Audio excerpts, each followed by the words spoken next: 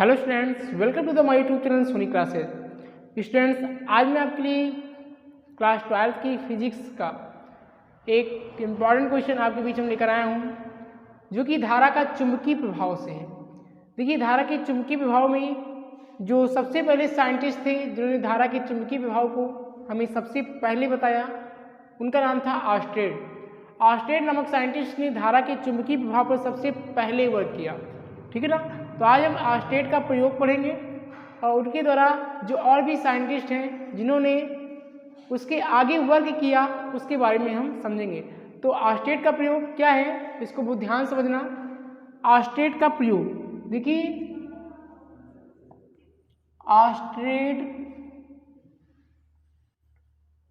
Orsted का प्रयोग, देखिए ऑर्स्टेड का प्रयोग क्या है वो ध्यान से इसको आपको समझना है कि एक बार ऑर्स्टेड क्या अपने घर में प्रयोग कर रहे थे, मतलब ये प्रयोग नहीं कर रहे थे, एक दूसरा प्रयोग कर रहे थे। तो अचानक ये प्रयोग देखिए कैसे हुआ कि एक बार ऑर्स्टेड अपने कमरे में एक प्रयोग कर रहे थे और उनके पास एक चालक तार था। इस प्रकार से एक चालक तार था और उस चालक तार में वो धारा को प्रवाहित कर रहे थे। तो कुछ दूरी पर उनकी टेबल पर एक चुंबकीय सुई रखी हुई थी। इस प्रकार से एक चुंबकीय सुई थी, इसके दो ध्रुव थे, नॉर्थ और साउथ। तो जब ऑर्स्टेड चालक तार में धारा प्रवाहित कर रहे थे तो उन्होंने देखा, उनकी अचानक नजर इस चुंबकीय सुई पर गई। उन्होंने देखा इस चुंबकीय सुई में विक्षेप हो रहा है, यानी चुंबकीय सुई हिल रही है। तो ऑर्स्टेड आश्चर्यचकित हो गए। उन्हें सोचा, अरे इसका इससे कोई संपर्क नहीं है, तब भी हिल रही है। तो उन्होंने धारा को प्रवाहित करना बंद कर दिया। उन्होंने देखा, जैसे ही धारा को प्रवाहित करना बंद किया, उन्होंने देखा चुंबकीय सुई हिलना बंद कर दी। फिर उन्होंने धारा को प्रवाहित किया, फिर ये हिलने लगी। ऐसा उन्होंने कई बार करके देखा। तो जैसे ही धारा को प्रवाहित करते वो चुंबकीय सुई हिलने लगती और जैसे ही धारा को प्रवाहित करना बंद करते वो चुंबकीय सुई रुक जाती। तो यहाँ पे ऑर्स्टेड ने इस बात को लेकर सिद्ध किया कि जब हम चालक तार में धारा को प्रवाहित करते हैं तो अपने चारों ओर एक चुंबकीय क्षेत्र का निर्माण करती है।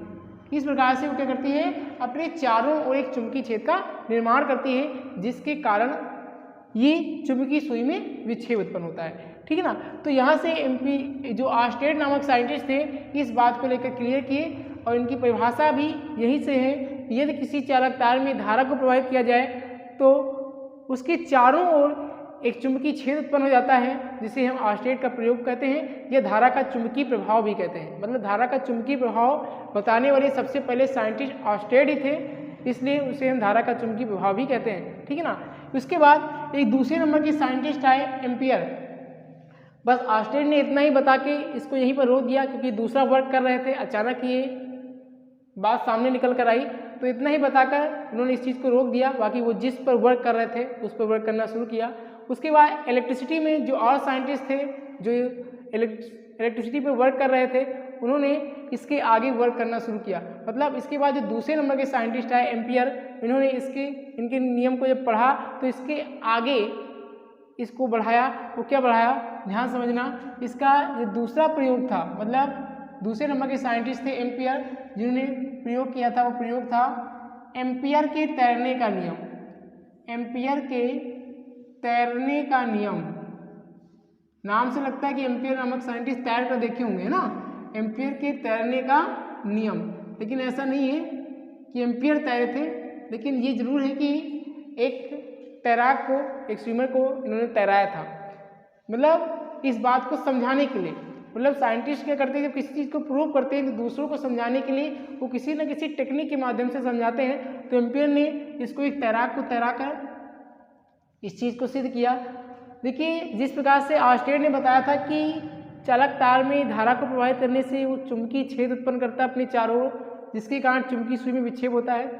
तो इतना ही बताया, लेकिन एम्पियर के दिमाग में बात आया कि जब धारा को प्रवाहित करते हैं तो किस तरफ इसका उत्तरी ध्रुव और किस तरफ इसका दक्षिणी ध्रुव विक्षेपित होता है, ये बात बताना बहुत जरूरी था।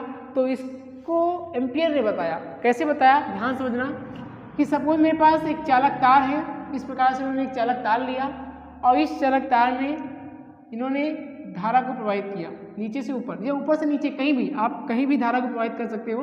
और इसके सामने इन्होंने रखा चुंबकीय सुई, मतलब कुछ इस प्रकार से, सपोज मेरे पास ये क्या हो, एक चालक तार हो और इसके सामने हम चुंबकीय सुई को इस प्रकार से रखें, ठीक है ना। ध्यान समझना, ये हमारा जो ब्लैक मार्कर है ये हमारा चुंबकीय सुई है और जो रेड मार्कर है वो धारा की दिशा है, ठीक है ना, तार है, ठीक है ना। तो एम्पियर ने क्या बताया, इस प्रकार से चालक तार लिया और उन्होंने इसमें क्या प्रवाहित किया, धारा, और इन्होंने एक तैराक को तैराया था। इस प्रकार से एक तैराक है जो यहाँ पे हम बना दे रहे हैं, ये एक तैराक है जिन्होंने एम्पियर ने इस तैराक को तैराया था। ये हमारे हिसाब, मतलब हमारे पेज के अकॉर्डिंग ये हमारा लेफ्ट हैंड है और ये क्या है, राइट हैंड है।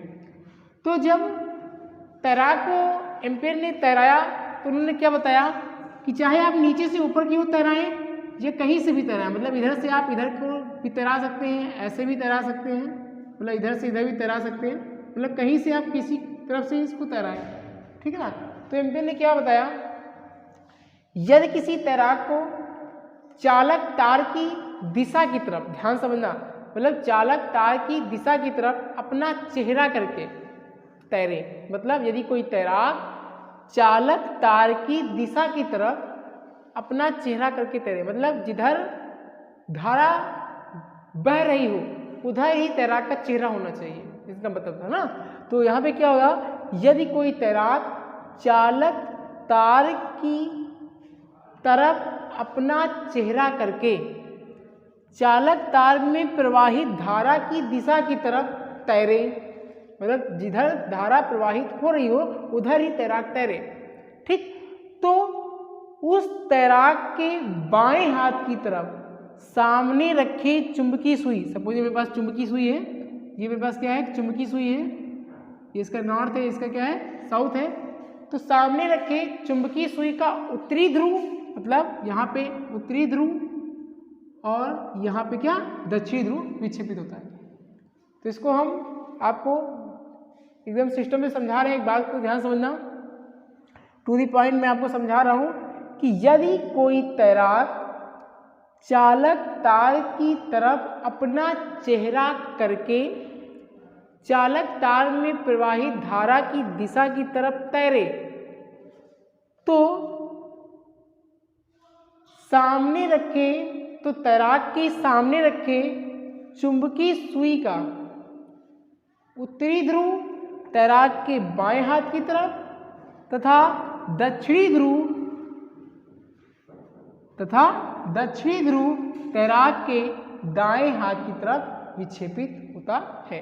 इसे हम एम्पियर के तैरने का नियम कहते हैं, ठीक। एक बात फिर से हम आपको समझा रहे हैं, ध्यान समझना, यदि कोई तैराक चालक तार की दिशा की तरफ अपना चेहरा करके चालक तार में प्रवाहित धारा की दिशा की तरफ तैरे तो तैराक के बाएं हाथ की तरफ सामने रखे चुंबकीय सुई का उत्तरी ध्रुव और दाएं हाथ की तरफ सामने रखे चुंबकीय सुई का दक्षिणी ध्रुव विक्षेपित होता है। इस प्रकार से एम्पियर ने इस नियम को हमें समझाया। उसके बाद तीसरे नंबर के साइंटिस्ट थे मैक्सवेल, जिन्होंने इसके आगे वर्क किया। देखिए, सबसे पहले आर्स्टेड ने, फिर एम्पियर ने, फिर तीसरे नंबर के साइंटिस्ट कौन थे, मैक्सवेल ने, जो इसके आगे इन्होंने वर्क किया। उसके बाद चौथे नंबर के साइंटिस्ट थे बायो-सेवर्ट, जिन्होंने इसके आगे हमें कैलकुलेशन के माध्यम, देखिए आर्स्टेड ने एक थ्योरिकल कॉन्सेप्ट दिया, थ्योरी के माध्यम से समझाया, एम्पियर ने भी थ्योरी ही हमें दिया और मैक्सवेल ने थ्योरी दिया। हम आपको मैक्सवेल का सिद्धांत भी पढ़ाएंगे। उसके बाद बायो-सेवर्ट ने एक कैलकुलेशन के माध्यम से हमें बताया था। तो हम आपको मैक्सवेल के सिद्धांत को भी इसी वीडियो में मैं आपको समझाऊंगा।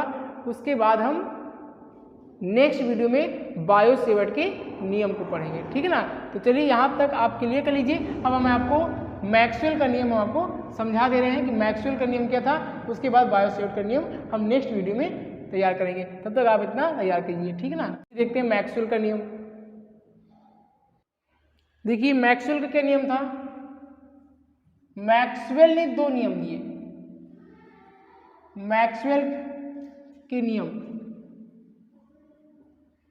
मैक्सवेल द्वारा दो नियम दिया गया। पहला नियम क्या था, RHS रूल, मतलब राइट हैंड स्क्रू नियम, जिसे हम दक्षिणावर्ती पेंच का नियम कहते हैं। आपने 10th में भी पढ़ा होगा फिजिक्स में, दक्षिणावर्ती पेज का नियम।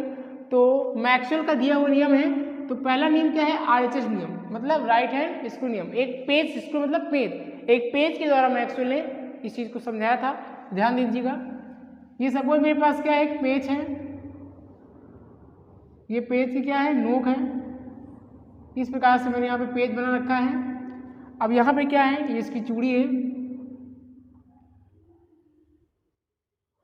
ठीक। अब यहाँ पे मैक्सवेल देखिए, जो पेज होता है वो दाएं से बाएं की तरफ भी खुलता है, बाएं से दाएं की तरफ भी खुलता है, ठीक है ना, मतलब दोनों तरफ से खुलते हैं। जैसे मार्कल है हमारा, जिधर आप पेज को कसते हो उधर ये मार्कल क्या होता है, खुलता है। आपने देखा होगा कि मार्कल का जो कैप आप ओपन करते हो जो उल्टा होता है, मतलब जिधर की तरफ हम पेज को कसते हैं उधर की तरफ मार्कल खुलता है, और जिधर की तरफ पेज को हम ढीला करते हैं उधर की तरफ ये क्या होता है, कसता है। ये अपोजिट वर्क करता है। तो दाएं से बाएं की तरफ और बाएं से दाएं की तरफ पेज क्या होता है, कसता है। तो मैक्सवेल ने क्या नियम बताया कि यदि हम दाएं हाथ से, राइट हैंड का मतलब दायां हाथ, यदि हम अपने दाएं हाथ से किसी पेज को इस प्रकार घुमाएं, मतलब इस प्रकार से, हमारा दायां हाथ है इस प्रकार से, ये हमारा अंगूठा क्या हो, नीचे हो, अंगुलियां क्या हो, उधर हो, यानी ये हमारी जो दिशा हो, ये हमारी अंगुलियों की दिशा है। ये किसकी दिशा है, अंगुलियों की दिशा है। यहाँ पे ये क्या है, अंगुलियों की दिशा है। ये हमारी अंगुलियां हैं जो कि चुंबकीय क्षेत्र की दिशा को प्रदर्शित करेंगी, चुंबकीय क्षेत्र की दिशा को प्रदर्शित करेंगी, यानी बल की दिशा को। आगे हम बल भी पढ़ेंगे, एक्सप्लेन करेंगे, लेकिन यहाँ पे ध्यान दीजिए कि चुंबकीय क्षेत्र यानी बल की दिशा को, और जो पेज के घूमने की दिशा होगी यानी वो धारा की दिशा को प्रदर्शित करेगी। यानी अंगूठा, अंगूठा हमारा नीचे ना, यानी ये अंगूठा, ये ठीक है ना।